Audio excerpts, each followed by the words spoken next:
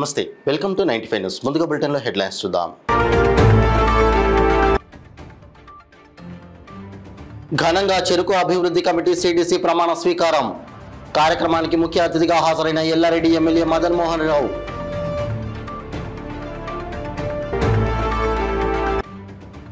చేగుంట శ్రీ కళ్యాణ వెంకటేశ్వర స్వామి దేవాలయానికి విచ్చేసిన త్రిదండి చిన్నజీయర్ స్వామి. స్వామివారికి పూజ చేసి భక్తులందరికీ తన అమూల్య సందేశాన్ని అందించిన స్వామీజీ. పార్వతీపురం మన్యం జిల్లాలో పులి దుంపలు కాల్చుకుని తిని 2 కూలీలకు అస్వస్థత. క్షతగాత్రులను కుర్పాం ఆసుపత్రికి తరలించిన తోటి కూలీలు.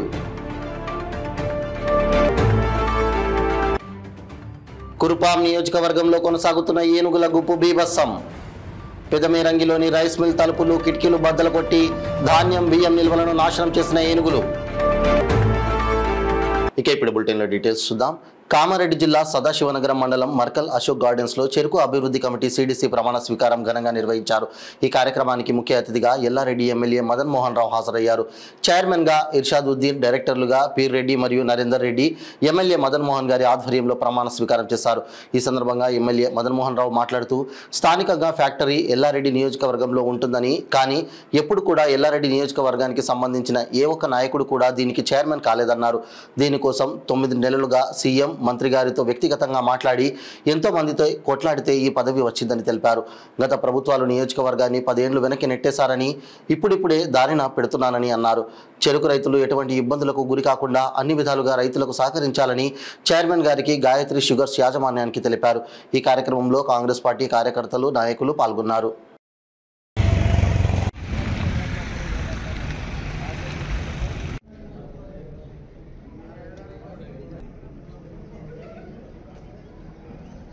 అన్న ఈ పోస్ట్ తీసుకురావడం జరిగింది.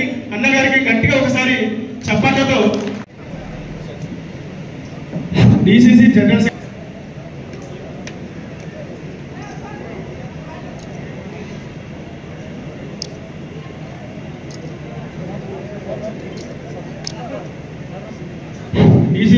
సెక్రటరీ లైన్ రమేష్ గారు వేదికపై రావాలని కోరుతున్నారు. అట్లా అరవింద్ గౌడ్ గారు కూడా వేదికపై రావాలని కోరుతున్నారు.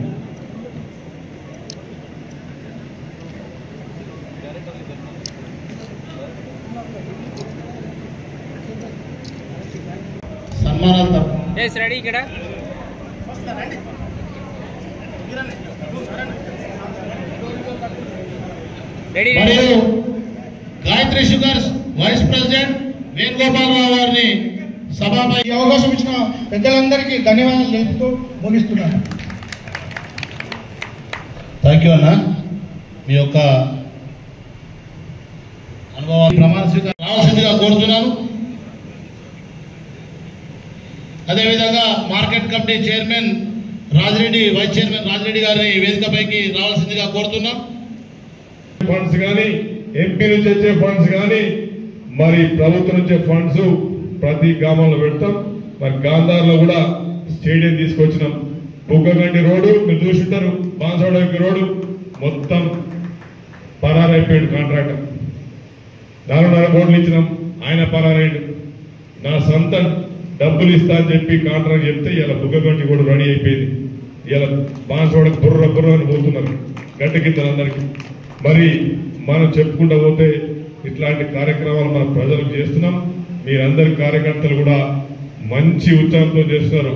మరి తెలంగాణ రాష్ట్రంలో ఎల్లారెడ్డి నియోజకవర్గం ఆదర్శంగా నిలవాలి, నంబర్ 1 కావాలి. ఈడ సదాశివాలు, లింగంపల్లి ఫ్యాక్టరీలు ఉన్నాయి. చేగుంట శ్రీ కళ్యాణ వెంకటేశ్వర స్వామి దేవాలయానికి త్రిదండి చిన్నజీయర్ స్వామి విచ్చేసి వారి సహస్థాలతో స్వామివారికి పూజ చేసి భక్తులందరికీ తన అమూల్య సందేశాన్ని అందించి తీర్థ ప్రసాదాలు భక్తులకిచ్చి అందరినీ ఆశీర్వదించి బయలుదేరారు. ఈ కార్యక్రమానికి చేగుంట చుట్టుపక్కల గ్రామాల నుంచి చాలా మంది భక్తులు వచ్చి చిన్నజీయర్ స్వామి గారి ఆశీర్వాదాన్ని మరియు ఆయన్ని కల్లారా తిలకించారు. 29 ఏప్రిల్ 1983 సంవత్సరంలో చేగుంట శ్రీ కళ్యాణ వెంకటేశ్వర స్వామి దేవాలయాన్ని త్రిదండి చిన్నజీయర్ స్వామి చేతుల మీదుగా ప్రతిష్ఠ చేయబడింది. తిరిగి మళ్ళీ 42 సంవత్సరాల తర్వాత చేగుంట కళ్యాణ వెంకటేశ్వర స్వామి దేవాలయానికి విచ్చేసి స్వామివారిని దర్శనం చేసుకుని భక్తులకు వారి యొక్క అమూల్య సందేశాన్ని తెలియజేసేందుకు భక్తులందరూ చాలా సంతోషం వ్యక్తం చేశారు. ఈ కార్యక్రమంలో ఆలయ కమిటీ సభ్యులు, గ్రామ ప్రజలు పాల్గొన్నారు.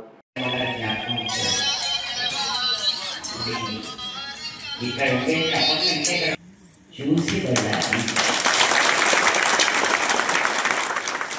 అనే ఉద్దేశంతో ఇక్కడికి రావడం జరిగింది. మీరందరూ చాలా శ్రద్ధగా చక్కగా ఆలయం చూసుకుంటున్నారు అని తెలుస్తోంది. ఇక్కడ ఉండేటటువంటి సన్నివేశాన్ని బట్టి చూస్తే ఇంత ఎంతమంది రోజు వస్తుంటారు ఇక్కడికి ఆలయానికి?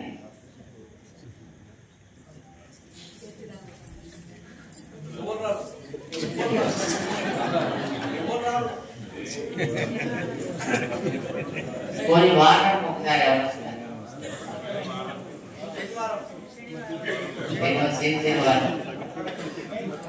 ఎంతమంది ఉంటారు ఈ ఊళ్ళో? చేగుంట్లో ఎన్ని కుటుంబాలు?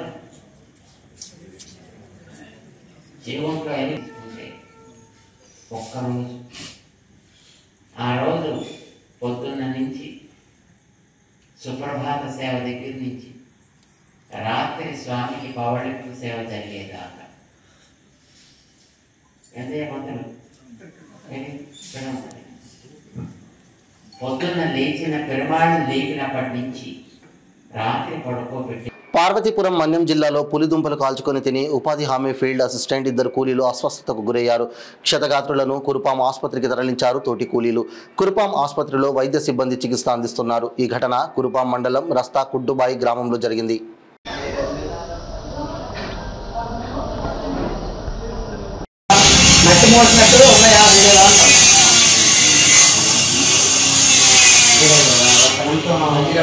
నమస్కారం అండి. ఈరోజు మనకి 9:30 ఆ ప్రాంతంలో 3 యువకులు తీసుకొచ్చారండి ఆటోలో. వాళ్ళు ఏంటంటే వాళ్ళు రస్తకుంటుపోయి గ్రామం నుండి వచ్చారు. వాళ్ళు ఏదో దుంపలకు ఒక వరకు దుంపేది తిన్నారు, దాని పేరు పులి దుంపేది అన్నారు. సో తిన్న తర్వాత ఒక గంట తర్వాత వాళ్ళందరికీ కళ్ళు తిరగడము, వాంతులా వచ్చి రావడము, దాని తర్వాత నీరసం కనిపించడం అయ్యేసరికి వెంటనే ఆటోతో ఇక్కడ తీసుకొచ్చారు. తీసుకొచ్చిన వెంటనే మనం రెస్పాండ్ అయ్యి ఫస్ట్ ఆఫ్ ఆల్ అతను గ్యాస్ట్రిక్ వాష్ అంటాం, మనం మొత్తం పట్టతో క్లీన్ చేయించాము. చేసిన తర్వాత ఫ్లూయిడ్స్ పెట్టించి బేసిక్ ఫస్ట్ ఎయిడ్ మెయింటెనెన్స్ చేయించామండి. అయితే అరగంటకి ఫాలోఅప్ చేసి చూస్తాం. సో అది రెస్పాన్స్ బట్టి మనం మిగతాది ఫాలోఅప్ చేయించి చెప్తాం. ప్రస్తుతానికి ఫాలోఅప్ చేస్తున్నామంటే ఇచ్చిన ట్రీట్మెంట్కి ఎలా రెస్పాండ్ అవుతున్నామో తెలియాలన్నమాట. అంటే అది ఏ రకం దుంపో ఎలా రెస్పాండ్ అవుతుందో తెలియదు కాబట్టి మనం బేసిక్ ఫస్ట్ ఎయిడ్ ఇచ్చాము. సో ఇచ్చిన తర్వాత ఎలా రెస్పాండ్ అవుతుందో చూసి దాన్ని బట్టి చెప్పగలిగాం. వచ్చి ఇప్పుడు ఒక అరగంట ఏముంటుంది మన దగ్గరికి వచ్చి. సో ఇప్పటి నుంచి ఇలాగ ఇంకొక అరగంటకి మళ్ళీ ఫాలోఅప్ చేస్తాం. మన్యం జిల్లా కురుపాం నియోజకవర్గంలో ఏనుగుల గుంపు బీభత్సం కొనసాగుతూనే ఉంది. మొన్న కొమరాడ మండలంలో పామాయిల్ తోటను, నిన్న కురుపాం మండలంలో కర్బూజా పంటను ఏనుగుల గుంపు నాశనం చేయగా, ఈరోజు జియమ్మవలస మండలం పెదమేరంగిలోని రైస్ మిల్లు తలుపులు కిటికీలు బద్దలగొట్టి ధాన్యం బియ్యం నిల్వలను నాశనం చేశాయి. రాత్రి సమయాలలో ఫారెస్ట్ సిబ్బంది, ఎలిఫెంట్ ట్రాక్టర్లు లేకపోవడంతో ఎక్కువ ఆస్తి, పంట నష్టాలు జరుగుతున్నాయని ప్రజలు ఆవేదన చెందుతున్నారు. ప్రభుత్వం స్పందించి ఏనుగుల బారి నుండి రక్షించాలని కురుపాం నియోజకవర్గ ప్రజలు కోరుతున్నారు.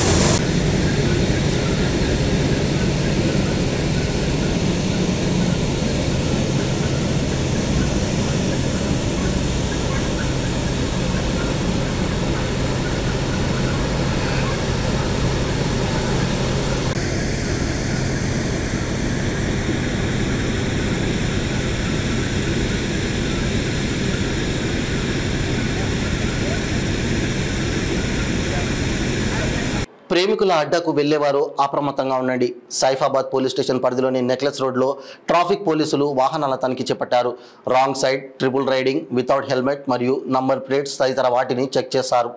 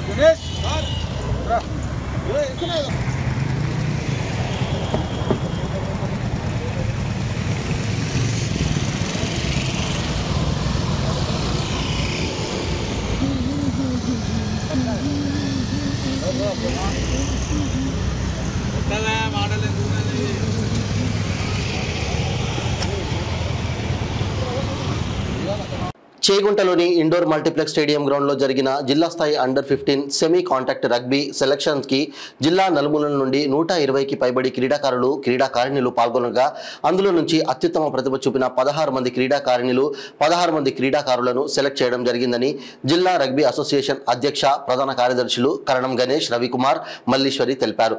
ఎంపికైన బాలుర విభాగంలో నరేజ్ జడ్బీహెచ్ఎస్ చేగుంట, అభిచరణ్ మెదక్, అఖిల్ రామాయంపేట, మనోహర్ మెదక్, నరేందర్ రామాయంపేట, ధీరజ్ నిజాంపేట, విట్టు చేగుంట, చైతన్య చేగుంట, రవి చరణ్ చేగుంట, శివ నిజాంపేట్, హర్షవర్ధన్ రామాయంపేట్, బాలు మెదక్, స్టాండ్ బైగా చంద్ర రామాయంపేట్, మధుకర్ నిజాంపేట్ కాగా బాలికల విభాగంలో చేగుంటకు చెందిన లాస్య, గాయత్రి, దేవి, మౌనిక, దివ్య, పవిత్ర, అక్షయ, మెదక్ చెందిన సారిభ, సాహితి, నందిని, నిజాంపేటకు చెందిన అరుణ, సంజన, ప్రియ ఎంపికవగా స్టాండ్ బైగా నిహారిక, వర్షశ్రీ, సాత్విక, మధుప్రియ ఎంపికయ్యారని వారు తెలిపారు. ఈ కార్యక్రమంలో రాష్ట్ర రిఫరీలు నవీన్, మహేష్, మోహన్, పీడీలు ప్రవీణ్, సుత్తిగీత, సరిత, దిలీప్, చంటి, కోచ్లు సంతోష్, ప్రభాకర్ పాల్గొన్నారు. ఎంపికైన వీరు ఫిబ్రవరి 1, 2, 3 తేదీలలో మంచిర్యాల జిల్లా కేంద్రంలో జరిగే రాష్ట్ర స్థాయి పోటీలలో పాల్గొంటారని వారు తెలిపారు. ఎంపికైన వీరి పట్ల వివిధ పాఠశాలలకు చెందిన ప్రధాన ఉపాధ్యాయులు, పీఈటీలు హర్షం వ్యక్తం చేశారు.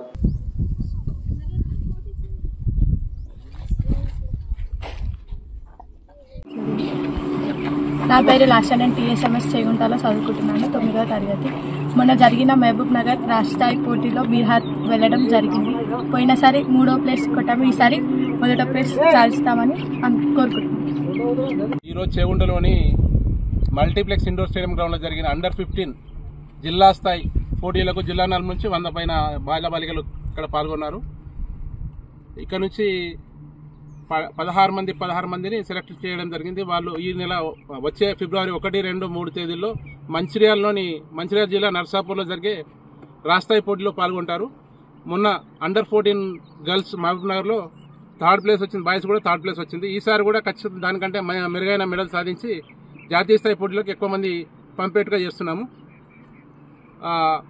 దీనికి జిల్లా నలుమూల నుంచి క్రీడాకారులు తీసుకొచ్చిన కోచ్లు, మేనేజర్లు, వాళ్ళు గర్ల్స్ పీఈటీలు కానీ, మహిళా పీఈటీలు కానీ, పురుష పీఈటీలకు కానీ నేను అభినందనలు తెలియజేస్తున్నాను.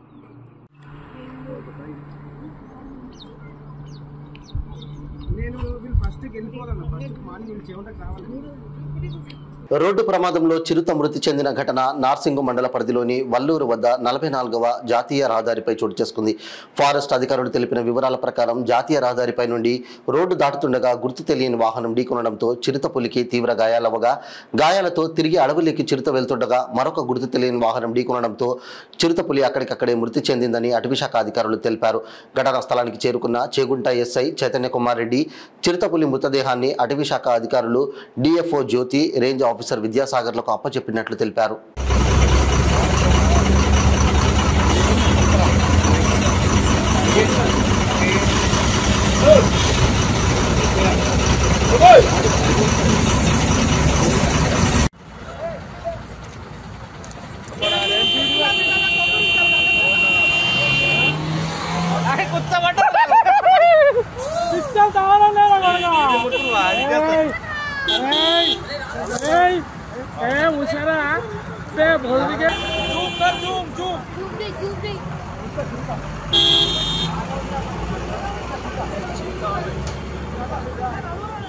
అడిగి శాఖలో వస్తున్నారు. నేను అదే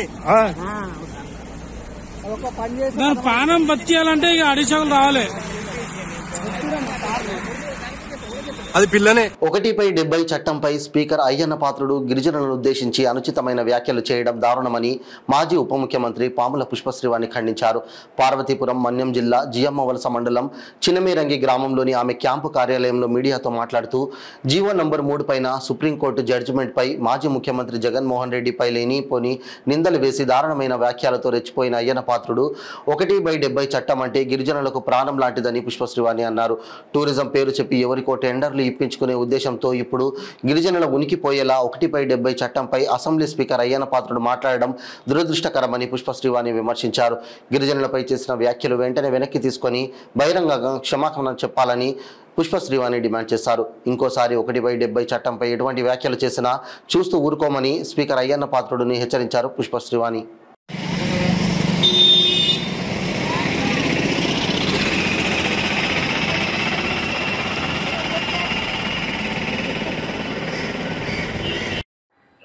ఏదైతే ఒక మీటింగ్ సందర్భంగా అసెంబ్లీ స్పీకర్ అయినటువంటి అయ్యన్న పాత్రుడు గారు ఏదైతే 170 యాక్ట్ గురించి చేసినటువంటి వ్యాఖ్యలు ఏవైతే ఉన్నాయో వాటిని తీవ్రంగా ఖండిస్తున్నాము.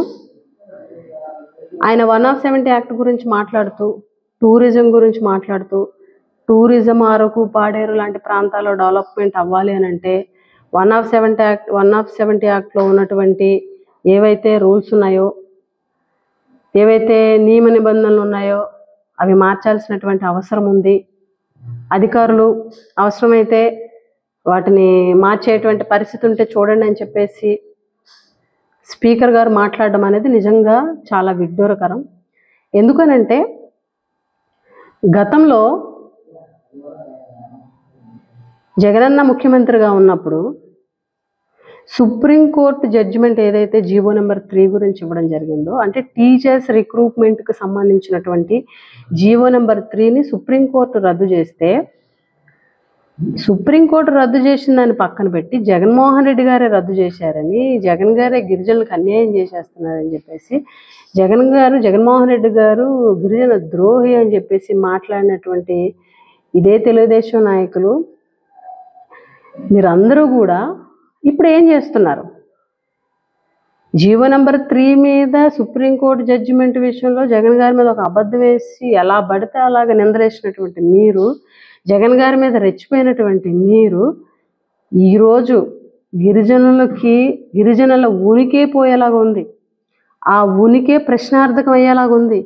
170 యాక్ట్ అని అంటే గిరిజనులకి ప్రాణం లాంటిది. మన ఉనికిపోయేటువంటి పరిస్థితి ఇప్పుడు కనిపిస్తుంది. టూరిజం పేరు చెప్పి ఎవరెవరికో టెండర్లు ఇవ్వడం కోసం, ఎవరెవరికో ప్రాజెక్టులు ఇవ్వడం కోసం, ఎవరెవరో డెవలప్మెంట్ అవ్వడం కోసం గిరిజనులకు సంబంధించినటువంటి గిరిజనులకి గుండెకాయ అయినటువంటి 170 యాక్ట్లో మార్పులు చేయాల్సి వస్తుందేమో అని చెప్పి ఒక స్పీకర్ గారు మాట్లాడడం నిజంగా చాలా దురదృష్టకరము. ఒక గిరిజన సంక్షేమ శాఖ మంత్రిగా పనిచేసిన లేకపోతే ఒక గిరిజన ప్రాంతంలో కురుపం నియోజకవర్గానికి ఒక ఎమ్మెల్యేగా ఒక గిరిజన బిడ్డగా దీన్ని తీవ్రంగా ఖండిస్తున్నాను. ప్రతి ఒక్కరు కూడా ఈరోజు ఈ వ్యాఖ్యల్ని తీవ్రంగా ఖండించాల్సినటువంటి అవసరం ఉంది. ఎందుకనంటే మన ఉనికే ప్రశ్నార్థకం అయ్యేటువంటి పరిస్థితి కనిపిస్తుంది. కాబట్టి ఖచ్చితంగా ఈ వ్యాఖ్యలను అయ్యన్న పాత్రుడు గారు వెనక్కి తీసుకోవాలని, అలాగే క్షమాపణలు కూడా చెప్పాలని, బహిరంగ క్షమాపణ చెప్పాలని, వ్యాఖ్యలను వెనక్కి తీసుకోవాలని, ఇంకొకసారి 170 యాక్ట్ విషయంలో ఎటువంటి వ్యాఖ్యలు కూడా చేసినా కూడా చూస్తూ ఊరుకోమని కూడా ఈ సందర్భంగా హెచ్చరిస్తున్నామని కూడా తెలియజేస్తున్నాం. అంబర్పేటలో కొత్త ఫ్లైఓవర్ సైన్ బోర్డుపై ఉర్దూ భాష లేదని గత నెల రోజుల నుంచి ఆరోపణలు వెలువెత్తుతున్నాయి. అయితే ఈరోజు ఉర్దూ భాషని సైన్ బోర్డు పైన అమర్చి అందుబాటులో తీసుకురావడం జరిగింది. ఈ కార్యక్రమంలో మజ్లిస్ సీనియర్ నాయకుడు మన్నాన్ హష్మితో పాటు Amberpet minority in charge Congress party Golnaka division president Mohammed Abdul Farid, యువ నాయకులు షేక్ యూనుస్, షేక్ సమీర్, నాన్, కిరోటి బాబా, నిజాం, ఖయ్యూం తదితరులు పాల్గొన్నారు.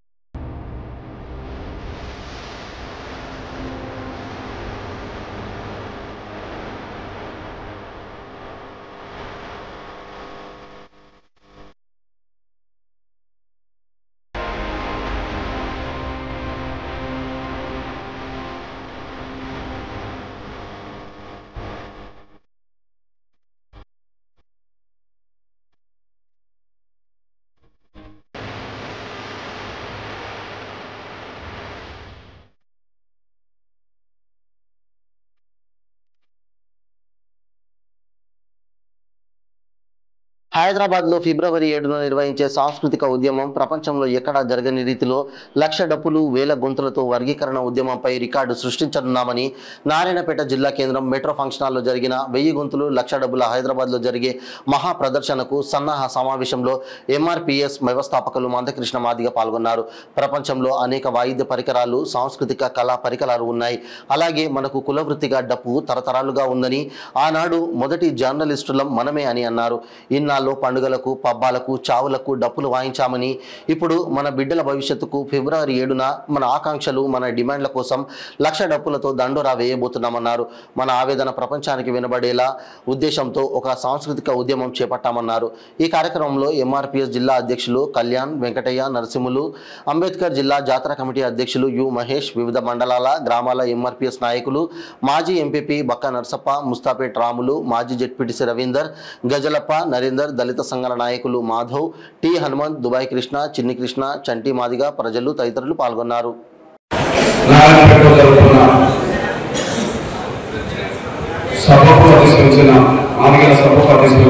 తమ్ముడు జిల్లా అధ్యక్షులు కళ్యాణ్ మాది గారికి,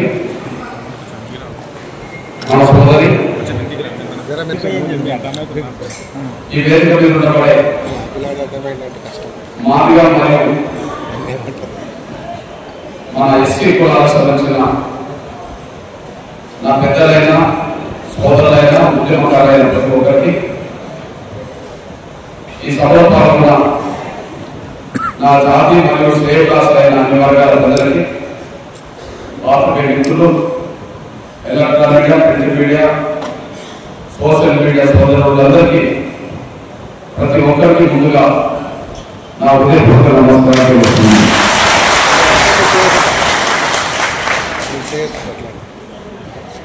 ఈ అర్ధగంట సమయం మీరు ఎంత ఓపికగా వింటే మా ప్రజలకు మీరు ఇంటికి వెళ్ళాక చెప్పడానికి వీలవుతుంది.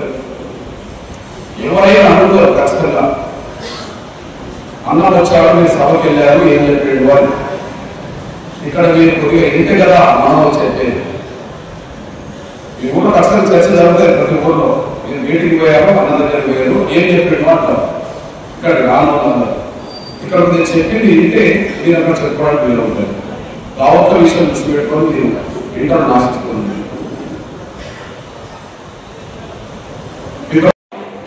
నాకు తెలిసి అది లక్షల్లోకి వెళ్ళబోతున్నాయి. లక్ష డబ్బులను మనం ప్రకటించాము. నాకున్న సమాచారం తిరుగుతున్న సమాచారం బట్టి అవి లక్షలకు వెళ్ళబోతున్నాయి. ఆ లక్షలకు వెళ్ళబోతున్న సమయంలో మీరు డబ్బు పట్టుకోకుండా ఎందుకు రావాలి? అవసరం ఏమన్నది? కార్యక్రమమే లక్ష డప్పుల కార్యక్రమం, మన దండోర కార్యక్రమం. అక్కడికి ఏ డబ్బు చేతిలో పట్టుకోకుండా సహకరించకుండా రావాల్సిన అవసరం లేదు కదా. దయచేసి మీరు విజ్ఞప్తి చేస్తున్నా, నిజంగా మీ బిడ్డల భవిష్యత్తు బాగుపడాలంటే, వర్గీకరణ త్వరగా అమలు చేసుకోవాలంటే లక్ష డప్పుల దండోరలో ప్రతి ఒక్కరు డబ్బుకొని రావాలని కోరుతున్నా.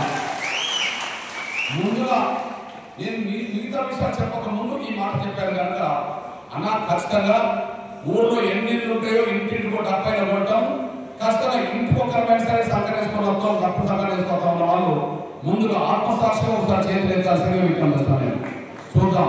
బులెటిన్ ముగించే ముందు హెడ్లైన్స్ మరోసారి. ఘనంగా చెరుకు అభివృద్ధి కమిటీ సిడిసి ప్రమాణ స్వీకారం. కార్యక్రమానికి ముఖ్య అతిథిగా హాజరైన ఎల్లారెడ్డి ఎమ్మెల్యే మదన్ మోహన్ రావు.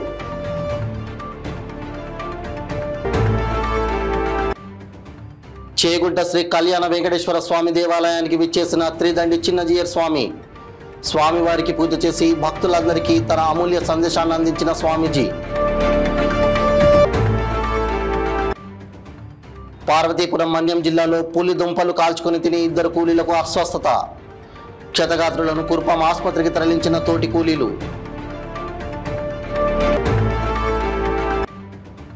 కురుపాం నియోజకవర్గంలో కొనసాగుతున్న ఏనుగుల గుంపు బీభత్సం. పెదమేరంగిలోని రైస్ మిల్ తలుపులు, కిటికీలు బద్దలు కొట్టి ధాన్యం, బియ్యం నిల్వలను నాశనం చేసిన ఏనుగులు.